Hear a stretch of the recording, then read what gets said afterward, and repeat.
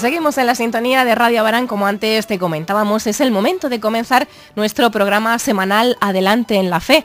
Para ello ya tenemos con nosotros a don Alberto Guardia, al que ya saludamos. Don Alberto, buenos días. Buenos días. Un martes más aquí con nosotros y cuéntenos hoy de qué vamos a hablar.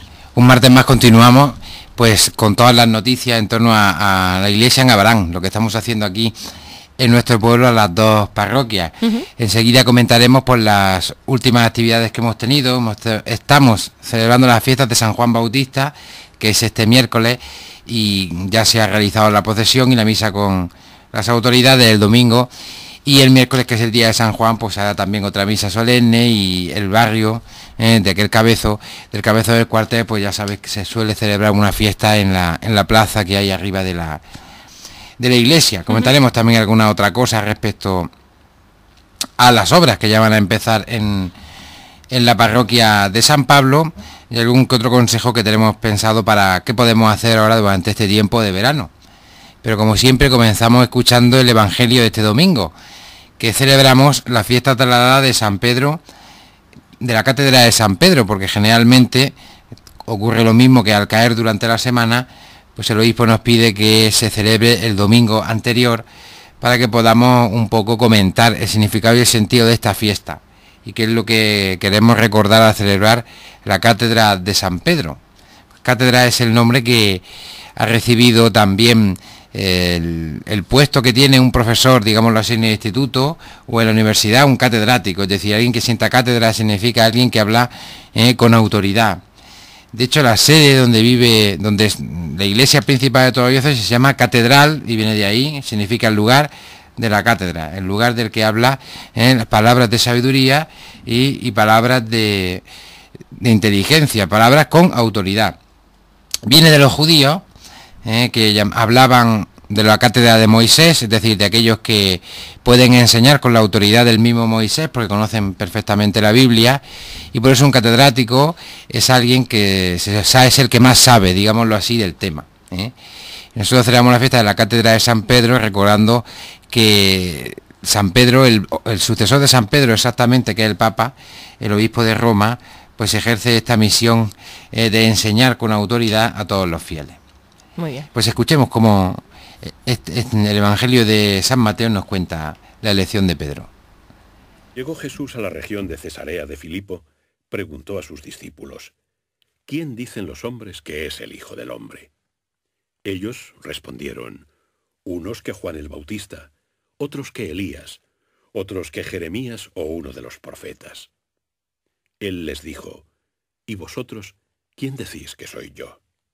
Simón Pedro dijo: Tú eres el Cristo, el Hijo de Dios vivo. Jesús le respondió: Bienaventurado eres, Simón, hijo de Juan, porque esto no te lo ha revelado la carne ni la sangre, sino mi Padre que está en los cielos. Y yo te digo que tú eres Pedro, y sobre esta piedra edificaré mi iglesia, y las puertas del infierno no prevalecerán contra ella.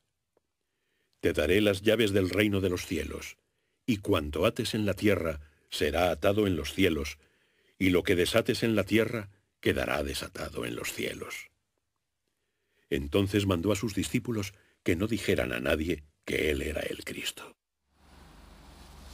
Pues ya hemos escuchado cómo es el propio Jesús el que suscita una pregunta en la que tenemos como dos opiniones fundamentales. El mismo Jesús es consciente de que suscitaba todo tipo de opiniones pues en sus contemporáneos. De hecho, quiere preguntarle a los propios discípulos: oye, ¿qué van diciendo por ahí de mí? Diríamos nosotros hoy. ¿Qué van comentando? ¿Qué dicen? Pues ya se lo han dicho. Dice: oye, unos dicen que eres como Juan Bautista, que ha vuelto a la vida. Porque en la antigüedad se pensaba que cuando moría un profeta, su espíritu permanecía en alguno de sus discípulos, ¿no? Juan Bautista había sido decapitado por Herodes Antipas, y muchos pensaban como: mira, Juan Bautista no ha desaparecido, continúa su espíritu en Jesús. Otros lo comparaban con Elías, que era el gran profeta renovador de la fe de los judíos, el gran profeta monoteísta, el que hizo volver a los judíos a la fe de Yahvé, a la fe de Moisés. Jeremías, que un profeta que anunciaba grandes destrucciones y que advertía de lo que significaba las alianzas con las potencias locales, con las potencias del lugar, del error que consistía en hacer residir todo nuestro poderío, toda nuestra confianza en la protección del imperio asirio o de Egipto. Luego eso se demostró un fracaso porque cuando quisieron, pues destruyeron a Israel y lo llevaron a la deportación. Pero la opinión popular entre la gente que Jesús era un profeta o un maestro, un profeta como Juan Bautista. Los profetas no son los que adivinan el futuro. Hoy por desgracia, como hay tanta gente que hace como de profeta, es decir, esta carta, hacen tarot, hacen nada como si adivinaran. En el antiguo Israel eso de ser un adivino no era misión del profeta. El profeta era el que profería, de ahí viene la palabra, de proferir. Profetanum significa el que profiere las palabras de otro, el que dice, el que cuenta, el que proclama las palabras de Dios, el que habla en nombre de otro. Mira, yo no tengo nada que deciros, o lo que yo tengo que deciros no os lo digo, solía decir Jeremías, porque yo, si fuera por mí, os diría cosas aún peores. Pero oráculo del Señor, decían, esto dice el Señor. Y entonces pues comunicaban el mensaje que el Señor les daba, ¿no? Les inspiraba para comunicar al pueblo. Bien, está bien considerar a Jesús un profeta, pero a Jesús no le importa la opinión popular, más le interesa los discípulos. Pues se dice, vosotros, ¿quién decís que soy yo? Es una pregunta que va dirigida también siempre a nosotros, que somos los discípulos. Si seríamos capaces de decir, de afirmar con claridad quién es Jesús. ¿Y qué nos ocurre? Pues yo creo que es lo mismo que al resto de los apóstoles. Pues allí estaban los 12 y se callan. Allí ninguno ve la boca, se miran unos a otros, empiezan a pensar como cuando hago yo preparación del bautismo, algún tipo de preparación de ese tipo y pregunto a la gente o en algún sermón, la gente se queda así un poco callada como diciendo, si digo algo, a ver si es que me voy a equivocar, ¿no? Sí. Como si fuera una pregunta para acertar con la respuesta, cuando en realidad lo que quería Jesús es que confesáramos, que dijéramos de verdad qué es lo que pensamos. Que dieran su opinión acerca de él. Claro, que dijeran, que si tenían claro quién eres, ¿no? Que esa pregunta, pues parece una pregunta absurda, pero es muy importante. Yo te pregunto a ti, oye, ¿quién soy yo para ti? Pues vaya pregunta. Que es una pregunta que me compromete. Porque la respuesta que yo doy... A ver, ¿yo para ti qué soy? ¿O quién soy? Claro. Pues es una pregunta que se acaban planteando muchos novios, ¿no? Cuando llega el momento. Eso es así. O con respecto a los hijos. O sea que es una pregunta esencial, requiere una respuesta de corazón. Y eso es lo que hace Pedro. Dice, no hay duda de que tú eres el Cristo, el Mesías, el Hijo de Dios vivo. Es que así nos lo ha demostrado. Y por eso Jesús le responde lo que responde. Dice, dichoso eres, bienaventurado, feliz. Eres realmente sincero, porque eso no te lo ha revelado nadie de carne y hueso. Eso no lo has dicho tú porque lo has leído en algún libro, lo has aprendido. Es que lo dices de corazón, mi Padre del cielo. Y por lo tanto dices la verdad, porque dices de corazón lo que crees acerca de mí, lo que piensas sobre mí. Y precisamente por eso, por haber sido valiente, por haber dicho la verdad, por haber soltado aquí, haber descubierto realmente quién soy yo, pues te voy a nombrar, te voy a convertir en la piedra, en el, diríamos hoy, el fundamento, sobre el que voy a construir, edificaré, dice en futuro, mi iglesia, ¿no? Mi grupo de discípulos futuro después de la resurrección. Te va a convertir en el cimiento, diríamos hoy.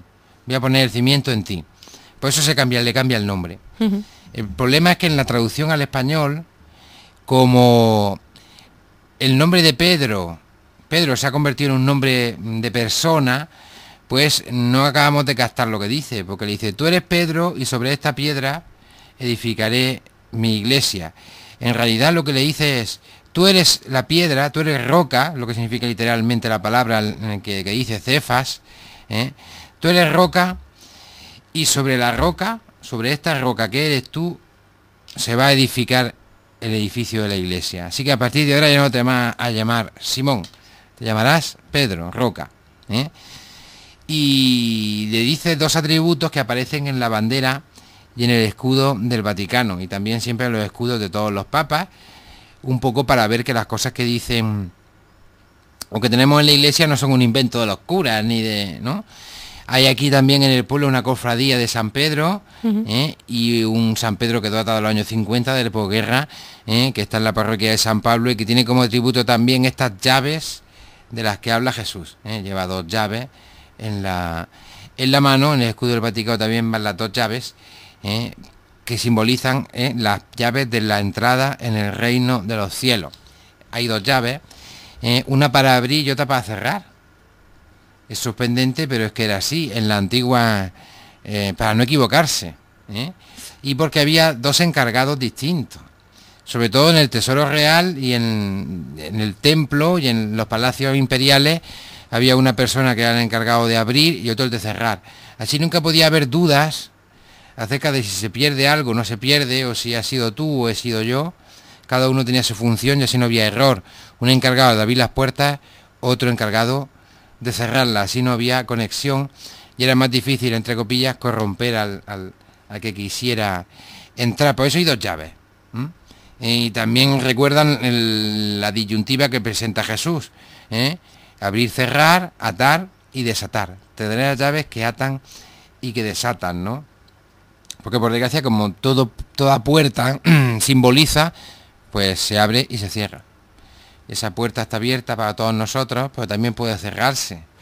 Así que depende el que pasemos a través de esa puerta que es Cristo o no. Y aquí en la tierra tenemos al amo de llaves, por así decirlo, que es Pedro. Te da ahí las llaves del reino de los cielos, lo que ates se atará, lo que se desate se desatará. Es la definición del Papa como la autoridad, digámoslo así, de la Iglesia Suprema, del fundamento sobre el que debe edificarse todo lo que se haga en la Iglesia. Y por lo tanto, el que entre nosotros tengamos al obispo de Roma, como al obispo principal o como al representante de Cristo, al que hace de sus veces, al que hace de sucesor de Pedro, no es un invento nuestro, ni una historia que hemos desarrollado a lo largo de los siglos, sino que, como vemos, procede del mismo Jesús. Este Evangelio de Mateo, como otro evangelio donde se ve la preeminencia de Pedro sobre los demás, tanta que se cambia el nombre, que él se llamaba Simón y se convierte con este nombre griego, Cefas, Pedro, en español, pues la preeminencia clara desde el principio, no después, de Pedro entre los 12. Se dice en latín primus inter pares, el primero entre los iguales, entre los discípulos de Jesús. Y desde ese tiempo hasta hoy siempre ha sido así. Ya en el primer siglo, el Clemente de Roma, que fue uno de los primeros sucesores de Pedro, escribe una carta a los corintios para intervenir en la iglesia de Grecia.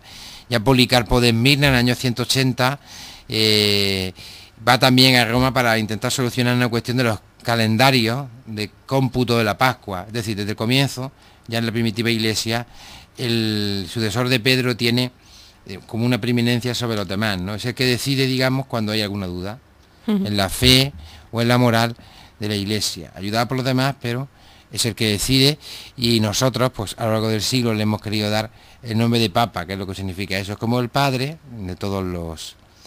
Pero la autoridad que tiene Pedro no está por encima de la de Jesús, ni de la palabra de Dios, ni de la tradición. Es simplemente el que está como piedra, como base. Es importante la imagen, porque podía haber dicho, te voy a poner de torre, podía haber utilizado otras imágenes, o de cima de la pirámide, ¿no? Pero es base, y por lo tanto debe estar siempre abajo de sustento. Pero el edificio lo construimos nosotros. Es decir, la iglesia somos todos nosotros, somos las piedras vivas, que si nos sentamos en ese sólido fundamento, pues no nos equivocamos. Vamos edificándonos a lo largo de los siglos, vamos creciendo. Y esta es la fiesta que celebramos este fin de semana, este domingo, la fiesta anticipada. Con este motivo, en la cofradía de San Pedro va a celebrar su patrón, invita a que participen, otro día me lo comentaba el presidente, en la misa del sábado por la tarde en San Pablo, de momento, porque si ya empieza la hora mañana, si ya se colocan los andamios, que tenemos ahí esa duda, pues entonces sería en la ermita de los Santos Médicos. Pues la misa de la tarde, la de las 8, pues se celebrará, se invita a los cofrades de la cofradía de San Pedro de aquí del pueblo de Abarán. Daremos aviso también aquí en la radio para que lo digáis. Claro, sí, por lo menos que se sepa seguro dónde va a ser. Alguna noticia. Muy bien. Y esta semana, y el domingo ya pasado, celebramos la procesión, la breve procesión, la nueva procesión de San Juan Bautista, que salió de la parroquia y fue a la era y luego volvió otra vez. Se hizo el domingo en lugar del miércoles por eso, para que se facilitara y no interrumpiera mucho el tráfico, un poco el desarrollo de esta procesión. Pues aún nos quedan 2 días más para celebrar San Juan. Estamos haciendo un triduo hoy en la parroquia. Yo invito a todos los que vengan, los que quieran conocer mejor a San Juan Bautista. Vamos a escuchar ahora un canto que un poco dedicado a San Juan, que nos recuerda el valor que tiene como precursor del Mesías.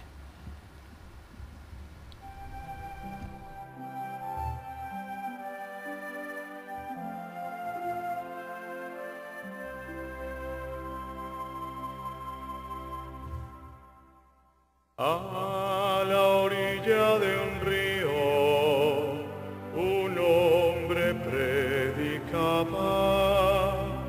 y hablaba de otro hombre que estaba por llegar. Era Juan el Bautista, era voz que gritaba que llegaba la hora de la verdad. Hubo un hombre enviado por Dios, era su nombre Juan. Él no era la luz, pero vino a preparar los caminos que conducen a Jesús. A todo el que quería conocer los caminos que Dios recorre a diario, hablando al corazón. El Bautista le hablaba de amor y de justicia, porque estaba a las puertas el Salvador. Hubo un hombre enviado por Dios, era su nombre Juan.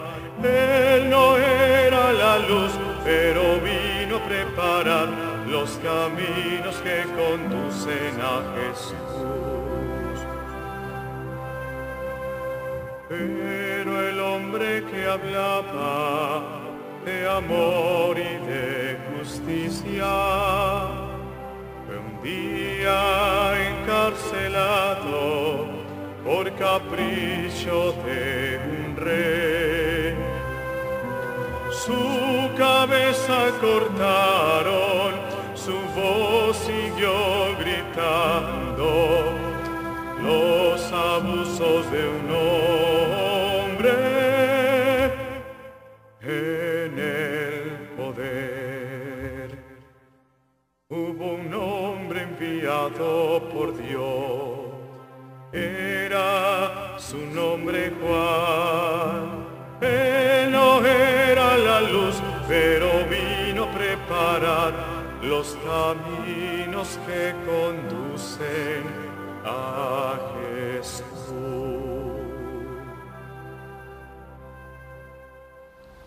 Pues hemos escuchado en este canto dedicado a Juan Bautista, pues que era el que anunciaba la aurora que precede a la llegada del sol, que es Cristo, como el mismo Zacarías reza una vez que es anunciado el nacimiento de Juan Bautista.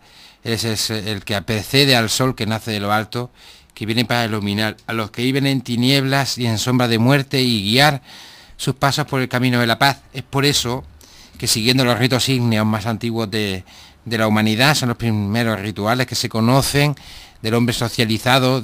Se puede encontrar desde Cromañón, desde el hombre de Neandertal y Cromañón.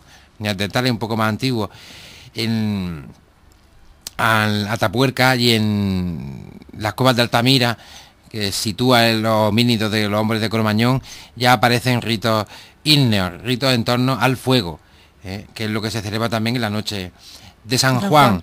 Estos ritos primigenios antiguos tenían un significado muy profundo, tenía dos sentidos. Uno, el sentido también cristiano, es en la noche aparece una luz que anuncia la inminente llegada del sol, del nacimiento del día. Esa llama nocturna que aparece y que calienta con fuego, que quema, es Juan Bautista. Y por eso en esa noche se celebra la fiesta coincidiendo con el equinoccio de verano también, el día más largo del año, en el que se supone que las hogueras de San Juan prolongan el día y evitan que la noche tenga poder ese día, no tenga extienda su dominio tenebroso sobre la humanidad. En los ritos ígneos, los ritos en torno al fuego, que son tan antiguos en todas las culturas, tenían también el sentido de renovación. Por eso se bailaba alrededor de la hoguera, que se formaba un círculo familiar o un clan, se saltaba por encima de ella como signo de purificación o se pasaba por encima de las brasas, en las distintas versiones. Por desgracia, el hombre moderno es incapaz de comprender el sentido profundo de los rituales del fuego, pero son preciosos porque indican de verdad, para los que cuando se celebraban en aquellos tiempos, la gente de verdad cambiaba. El fuego era como un conjuro, ¿no? Como que destruía toda la negatividad, todo el mal del año pasado, por eso se quemaban objetos que se creían, los objetos viejos que se creían que podían transportar maldiciones, que podían transportar cualquier tipo de maldad o de influjo negativo, cosa que es verdad. Es decir, los antiguos no eran tontos, serían primitivos, pero de tontos no tenían un pelo. Al quemar, sobre todo ropa, que es lo que tenían, como se puede comprender, esta mentalidad IKEA mobiliaria, esto es muy moderno. Hasta hace bien poco la gente no tenía muebles. Ajá. Es decir, dormía sobre esteras y poco más. No te digo yo cuando estaban en cuevas o vivían en ámbitos agrarios. ¿Qué quemaban? Pues quemaban las mantas, las esteras, lo que tenían. Y los sacos, pues claro, era lo que transmitía las enfermedades. Y lo que podía transmitir, y podían quedar huevos de parásitos, cosas así, que podían destruir cosechas y que podían transmitir enfermedades a los niños, etcétera. Por lo tanto, hay una sabiduría muy profunda dentro del quemar los objetos de uso común de un año para otro, para que no se transmitan. Ellos decían pues eso, que maleficios, maldades y tal, habían descubierto esa conexión entre los microbios, diríamos hoy, y la salud. Ajá. El rito de fuego era purificador y se hacía al mismo tiempo renovar de nuevo todos los utensilios, todas las cosas que necesitaban y continuar siempre trabajando, continuar siempre renovando una y otra vez la vida.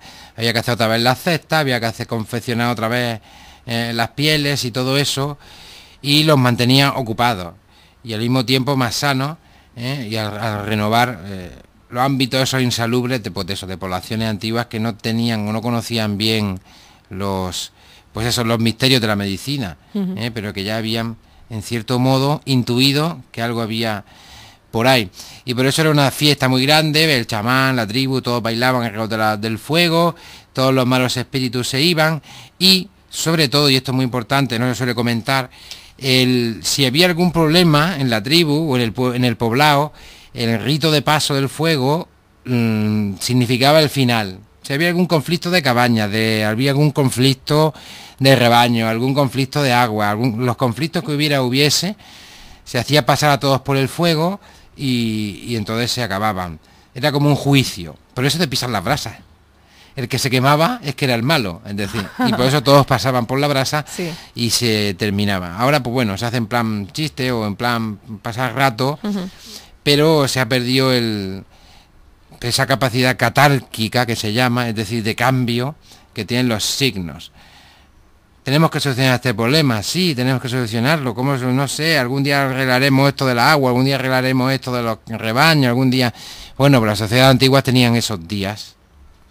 Uno era el de la noche de San Juan, y por eso venía el chamán, venía el jefe y se tenía que arreglar todo para comenzar de nuevo la vida común de las esas, destruyendo todo el mal. Queda ahora eso, ¿no? Juan Bautista hace precisamente de precursor, que quiere poner en paz, que quiere preparar un camino para que llegue al Señor, que nos distribuirá a cada uno de nuevo en nuestro sitio. Por eso Juan Bautista es el que viene a arreglar, el que anuncia la conversión, el perdón del pecado, el bautismo de conversión. Es decir, vamos a ver, dejad ya de pelearos, dejad de hacer tonterías e historias, ponedos todos en fila, que viene el jefe y nos va a decir a cada uno lo que tenemos que hacer. Esa era un poco, fue la misión de Juan, Es la aurora que precede al día, el fuego de la noche que anuncia el sol matutino, etcétera, todo ese tipo de símbolos que aparecen en todas las culturas y también en el Evangelio, porque el Evangelio también es natural, también surge en un ámbito mediterráneo y también surge dentro de una cultura concreta, ¿no? Hay gente que suele decir, pues es que los cristianos han copiado, no, más que no han copiado. El cristianismo, Jesús, los judíos vivían en una cultura y no la despreciaban. O sea, sabían sintonizar con los elementos naturales, con las intuiciones profundas que hay en el hombre. Claro que todo el mundo sabe que por quemar una estera no te va a curar de una enfermedad, pero bueno, ahí hay ya un elemento de sanidad, de purificación, de limpieza, que uno que reconduce, oye, mira, es que los piojos estaban en... Sí. Entonces, sí. El despreciar las cosas porque sean antiguas, porque sean de otras culturas, porque sean de otros ritos, o porque se hayan añadido al cristianismo para hacer un cristianismo puro sin todo eso, que es lo que suelen hacer algunas sectas protestantes, algunas cosas de esas, es desconocer al hombre. Te dejan desnudo sin nada. Como si el evangelio fuera, pues eso, una especie de enseñanza angélica e imposible. Y eso no es así. La Iglesia siempre ha recogido todos esos signos, todos esos símbolos, todo eso que existía ya entre los judíos, y que sabemos que Jesús también practicaba, porque sabemos que participa en las fiestas de las tiendas, en las que también había hogueras. Para los judíos era la fiesta de las tiendas, y representaba la columna de fuego que guiaba a Israel, por el desierto. O sea que todo este tipo de ritos también Jesús participó. O sea, no son ni buenos ni malos, sino que son parte de la vida en sociedad y parte de la dimensión simbólica y religiosa del hombre. Pero que es bueno que se hagan con ese sentido, porque si es simplemente quemar unas sillas viejas, pues la verdad es que no... No sirve para nada. No, y que no realiza lo que pretende. De hecho, había canciones populares folclóricas, al llegar el coger el trébol en la noche de San Juan, etcétera. Había una serie de canciones populares que transmitían esa sabiduría que también hoy se han perdido. Pero si en los barrios donde sea que se hace por debajo, allá abajo, cerca del río, ¿no? Si se hace por ahí, algunos hacen su hoguera y sirve para reconciliar a vecinos, sirve para un poco limpiar determinados solares de porquería. ya con eso, con solo que se embellezque un poco las márgenes del río o los huertos que hay entre la circunvalación y el pueblo, pues mira, a ver, ha servido, que eso es lo que se pretendía también. Al mismo tiempo, el poblado quedaba más limpio. Y ya que la gente suele ser un poco perezosa a la hora de recoger lo que tira, pues mira, la noche de San Juan hay que quemarlo todo. Y también pues por lo menos servía para embellecer, para limpiar de trastos, diríamos nosotros hoy, en las vecindades. Y que quedara más bonito todo. Y encima si se comparte una noche, una cena, lo que fuera, claro, pues estupendo. Nosotros lo vamos a hacer como Dios manda, que no estamos en el Paleolítico. Es decir, claro, vamos a hacer la misa solemne a las 8, en vez de las 7, a las 8 el miércoles. La natividad de San Juan Bautista. San Juan Bautista tiene 2 fechas, una en agosto y otra ahora. La de hoy es el nacimiento, la natividad. La del agosto es el martirio de San Juan. Y por eso se celebra hoy también el nacimiento.